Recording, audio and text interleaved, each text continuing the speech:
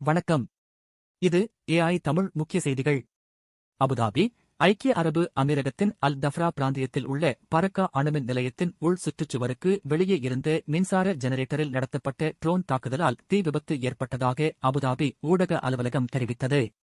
பராக்கா அணுமின் நிலையம் மீது நடத்தப்பட்ட தாக்குதலில் யாருக்கும் எந்த காயங்களும் ஏற்படவில்லை என்றும் கதிர்வீச்சு பாதிப்பு எதுவும் ஏற்படவில்லை என்றும் அதிகாரிகள் தரப்பில் தெரிவிக்கப்பட்டது.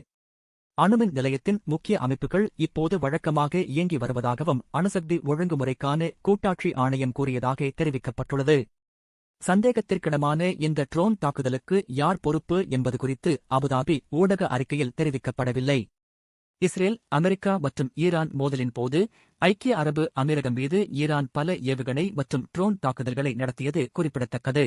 ஐக்கிய நாடுகள் சபையின் அணுசக்தி கண்காணிப்பு அமைப்பான சர்வதேச அணுசக்தி முகமை IAEA பராக்கா அணுமின் நிலையம் மீதான ட்ரோன் தாக்குதலைத் தொடர்ந்து கதிரியக்க அபாயங்கள் எதுவும் இல்லை என்று ஐக்கிய அரபு அமீரக அதிகாரிகள் தங்களுக்கு தெரிவித்ததாக கூறியது. மேலும் தாங்கள் நிலைமையை உன்னிப்பாக கண்காணித்து வருவதாகவும் தேவைப்பட்டால் உதவி வழங்க தயாராக இருப்பதாகவும் குறிப்பிட்டது.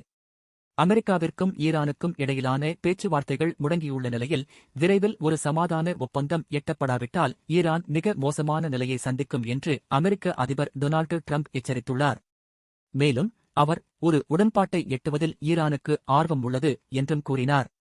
இந்நிலையில் ஐக்கிய அரபு அமீரகத்தின் அல் தஃப்ரா பிராந்தியத்தில் உள்ள பரக்கா அணுமின் நிலையத்தின் உள் சுற்றுச்சுவருக்கு வெளியே இருந்த மின்சார ஜெனரேட்டரில் நடத்தப்பட்ட ட்ரோன் தாக்குதல் பரபரப்பு ஏற்பட்டுள்ளது. உலகச் செய்திகளை உடனுக்குடன் பெற இப்போதே சப்ஸ்கிரைப் செய்யுங்கள். நன்றி.